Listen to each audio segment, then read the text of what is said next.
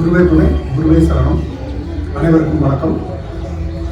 நான் இந்த தியானத்தில் எனக்கு ஒரு தேடல் இருந்தது.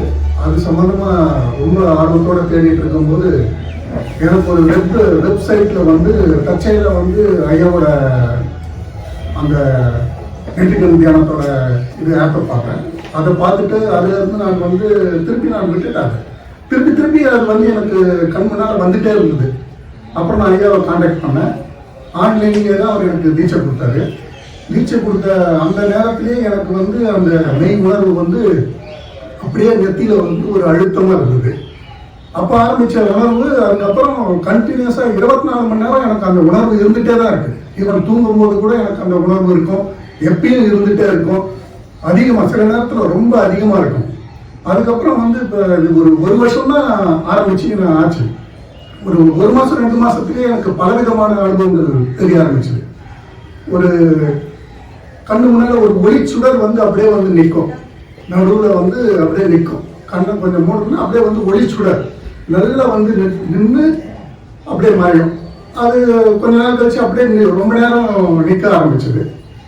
அந்த மாதிரி நிறைய இதுவாக இருந்தது. இந்த தியானத்தில் வந்து நிறைய பாசிட்டிவிட்டி நம்ம பண்ண முடியும். நம்மளுக்கு தொழிலில் வந்து பிரச்சனை இருக்குது, பல ப்ராப்ளம் இருக்குது, லேபர் பிரச்சனை, ஸ்டாஃப் ப்ராப்ளம், அந்த பொருளாதார பிரச்சனை எல்லாத்தையுமே நம்ம பாசிட்டிவாக அந்த நெற்றிக்கல் மெய் உணர்வில் வச்சு நம்ம என்ன நினைக்கிறோமோ அதை வந்து நடக்கும் பாசிட்டிவிட்டியாக. இப்போ ரொம்ப நாள் ஒரு பேமெண்ட் கலெக்ஷன் எனக்கு வர வேண்டி இருக்குது, அமௌண்ட் வராமல் இருக்குது.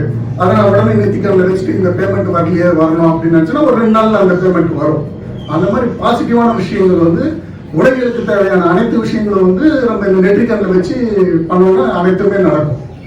அவர் ஐயா வந்து கொடுக்குற பயிற்சியில் பார்த்தீங்கன்னா ஒவ்வொன்றும் வந்து வாசனை உணரும் பயிற்சி, சுய உணரும் பயிற்சி, சத்தம் உணரும் பயிற்சி, இதை மாதிரி கொடுப்பாரு. இது வந்து இந்த சத்தம் உணரும் பயிற்சி மூலமா வந்து எங்கேயோ ஒரு கேட்குற சத்தம் வந்து கேட்கும். இப்போ நான் இருக்கிற அதுக்கு வந்து ரொம்ப தூரத்தில் ஒரு கிலோமீட்டர் தூரத்துக்கு இருக்கிற மணி சத்தம் வந்து எனக்கு கேட்கும். அந்த மாதிரி அதே மாதிரி வாசனை வந்து ஒரு இடத்துல இப்போ போயிட்டு இருக்கிறோம், ஒரு ஊதுவத்தி கடை இருக்குன்னா அந்த ஊதுவத்தி கடை தூரத்தில் இருக்கும், ஆனால் அந்த வாசனை வந்து வரும். ஒரு நெய் கடை தாங்கன்னா அந்த நெய் கடையோட வாசனை வரும். ஈவன் துணி கடைக்கு வெளியே போகும்போது துணியோட வாசனை கூட வரும். அந்த மாதிரி ஒரு நுட்பமான பயிற்சி இது. நிறைய பயிற்சி ஐயா கொடுத்துட்டே இருப்பாரு. ஒவ்வொன்றா செய்ய அது வந்து சூரிய பயிற்சின்னு ஒன்று கொடுப்பாரு. அந்த சூரிய பயிற்சியில் வந்து செஞ்சுட்டு இருக்கும்போது அந்த பார்த்துட்டு கண்ணு மூடும்போது பார்த்தா ஒரு பறவை வந்து பறக்கிற மாதிரி தெரியும். அந்த மாதிரி நிறைய அனுபவங்கள். அதுக்கப்புறம் உச்சிக்கண் பயிற்சி வந்து ஆரம்பித்தோம். உச்சிக்கண் பயிற்சி ஆரம்பிச்சதுக்கப்புறம் எனக்கு வந்து அந்த சக்கரம் வந்து சுத்த ஆரம்பிச்சிச்சு. தலையில் சக்கரம் வந்து சுத்த ஆரம்பிச்சு. அது ஆரம்பித்து கண்டினியூஸாக சுற்றிட்டே இருக்கும். கண்டினியூஸாக சுற்றி அது ரொம்ப வேகமாக சுத்த எனக்கு அது ஒரு காலகட்டத்தில் சமாளிக்கவே முடியல. எப்பயுமே சுற்றிட்டு இருந்தால் என்ன ஆகுது? அதனால வந்து ஐயா கிட்ட நான் வந்து சொன்னேன், இந்த மாதிரி எனக்கு அந்த மாதிரி ரொம்ப இதுவாக இருக்குதுங்க. சரி, அப்புறம் நீங்கள் மூளைக்கண் பண்ணுங்க, அதை கொஞ்சம் கம்மி பண்ணிக்கலாம். தவிர மூளைக்கண் பண்ணோடனே அது கொஞ்சம் கொஞ்சமாக படிப்படியாக அப்படியே குறைஞ்சிருது. ஆனால் அந்த உணர்வு மட்டும், மெய் உணர்வு மட்டும் எனக்கு வந்து எப்பயுமே இருந்துகிட்டே இருக்குது. எப்பயும் இருந்துகிட்டே இருக்கும். அது வந்து போகவே போகாது. நெத்தியில் இருக்கும், உச்சியில் இருக்கும், பிடையில் இருக்கும், மாறி போயிட்டே இருக்கும். அதுக்கப்புறம் நிறைய வந்து விடிகாலில் வந்து நிறைய காட்சிகள் வந்து தெரிய ஆரம்பிச்சிடும் கொஞ்சம் கொஞ்சமாக வந்து. அது எனக்கு புரியவே இல்லை. ஒரு எங்கேயோ திடீர்னு வந்து மேலே உயரமாக ஒரு இடத்துக்கு போகிற மாதிரி ஒரு உணர்வு வந்தது. அப்புறம் நான் கேட்டேன் ஐயா கிட்ட, இது என்னங்க அந்த மாதிரி ஒரு உணர்வு வருது என்ன, இது வந்து சூட்சும பயணம் அப்படி தான் வரும் அப்படின்னு இருந்தாரு. அதுக்கப்புறம் அடிக்கடி அந்த மாதிரி வரும். கிட்டத்தட்ட தினமுமே வர மாதிரி ஒரு உணர்வு வந்துச்சு. படுத்துட்டு இருக்கும் பார்த்தா திடீர்னு வேற ரூம்ல, நான் இருக்கிற ரூம்ல இருந்து அடுத்த ரூம்ல இருக்கிற மாதிரி ஒரு உணர்வு வரும். அதுக்கப்புறம் அப்படியே வேகமாக வானத்தில் வந்து போய் பறக்கிற மாதிரி நடு வானத்தில் போய் நின்று ஒரு சுழன்றிட்டு திருப்பி வந்து அப்படியே நம்ம உடம்புல வந்து அது ஜாயிண்ட் ஆகுவாங்க. சூட்சும உடம்பு வெளியே போயிட்டு திருப்பி வந்து நம்ம உடம்புல வரும். இது வந்து தானாகவும் போக ஆரம்பிச்சிச்சு. அதுக்கப்புறம் நான் கொஞ்சம் முயற்சி பண்ணி, சரி இது ஒரு கற்பனையாக இருக்குமா பிரம்மையாக இருக்குமா நம்மளோட அப்படின்ட்டு நானே ஒரு முயற்சி பண்ணி அதை திருப்பி நானே போகிற மாதிரி கூட கொஞ்சம் ட்ரை பண்ணி பார்த்தேன். அந்த மாதிரி போகும்போது ஒரு டைம் வந்து நல்லா என்னோட அந்த உடல், சூட்சும உடல் வந்து வெளியே வந்து நான் சரி வெளியே வந்துட்டேன், இப்போ நம்மளையே பார்க்க முடியுதா அப்படின்ட்டு யோசிக்கும் போது என்னையே நான் பார்க்குறேன். கீழே வந்து அது படுத்துட்டு இருக்கிறேன். மேலே வந்து அவ்வளோ உயரத்துல இருந்து வந்து என்னையே நான் பார்க்குறேன். அந்த மாதிரி வந்து உடலிலிருந்து வெளியே வந்து பார்க்கக்கூடிய அனுபவங்கள்லாம் வந்து எனக்கு கிடைச்சது. இதை நான் ஏன் சொல்றேன்னா, நிறைய எல்லாருக்கும் கிடைச்சிருக்கு இந்த மாதிரி அனுபவம். இவ்வளோ சீனியர்களாக இருக்கிறாங்க. எனக்கு வந்து இது ரொம்ப சீக்கிரத்தில் வந்தது. நான் வந்து ஒரு வருஷம் தான், இந்த ஒரு வருஷம் 1.5 வருஷம் தான் இருக்கும். 1.5 வருஷத்துலயே இது பல விதமான அனுபவங்கள், பல காட்சிகள் அந்த மாதிரி வந்துட்டே இருக்கும்.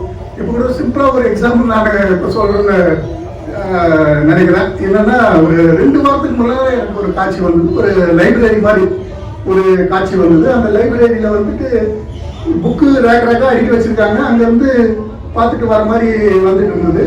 ஒரு பெரியவர் அந்த இடத்துல வந்துட்டு எல்லா லைப்ரரியில புக்கு எடுத்துட்டு போறதுக்கு வந்து போறவங்க தான் காசு கொடுப்பாங்க. இவன் வந்து என்னன்னா, அங்க இருக்கிற அந்த ரேக்ல இருந்துட்டு புக்கு எழுதுறவங்களுக்கு ஒரு காசு கொடுக்குற மாதிரி ஒரு வந்தது இந்த காட்சி. இது ஏன் நான் இப்ப சொல்றேன்னா, அந்த பெரியவர் வந்து நாங்கள் வந்து பார்த்ததே இல்லை இது வரைக்கும். இப்ப நான் இங்க வந்ததுக்கு அப்புறம் விநாயகர் பார்த்தா அவரோட பேஸ் மாதிரி அங்க இருந்தது. நான் அவர்கிட்ட கேட்டேன், ஐயா நீங்க லைப்ரரி வச்சிருக்கீங்களா ஐயா அப்படின்னு கேட்டேன். இல்ல லைப்ரரி நான் வச்சில்ல, ஆனா என்ன விஷயம் அப்படின்ற போது இதை நான் அவர்கிட்ட பேசிட்டு இருந்தேன். நான் இது வரைக்கும் பார்க்கல, இப்பதான் அவர் பார்த்தேன். பேசிட்டு இருக்கும்போது, ஆமா நீங்க சொன்னது கரெக்ட், இந்த மாதிரி நான் ஒரு புக்கு வச்சுட்டு இருந்தேன். எனக்கு வீட்டுல இருந்து அதை எடுத்து நான் ஷிஃப்ட் பண்ணி வேற இடத்துல வந்து அதை வச்சிருக்கேன். அதுக்காக தனியா நான் வந்து வாடகை கொடுத்து வச்சிருக்கிறேன் அப்படின்ட்டு சொல்லிட்டு இருந்தாரு. இந்த மாதிரி பல உலகங்களுக்கும் ஒரு சில கிரகத்துக்கு கூட எனக்கு போறக்கூடிய ஒரு வாய்ப்பு வந்தது. அது கிரகம்னா ஒரு நிறைய வந்துட்டு ஒரு கிரகம் மாதிரி இருக்கும். சாம்பல் நிறத்துல மண் இருக்கும். அந்த இடத்துல போய் இறங்கும் போது திருப்பி வந்துடும். அந்த மாதிரி திருப்பி போயிட்டு ஒரு டைம் இறங்கிட்டு அதுக்கு முன்னால ஒரு பெரிய கல் மாதிரி இருக்குது. அது வந்து திருப்பி வந்துடுது. இந்த மாதிரி இன்னும் இதுல பல பயிற்சி பண்ண நிறைய விஷயங்கள் நம்மளுக்கு இது மூலியமா கிடைக்கும்.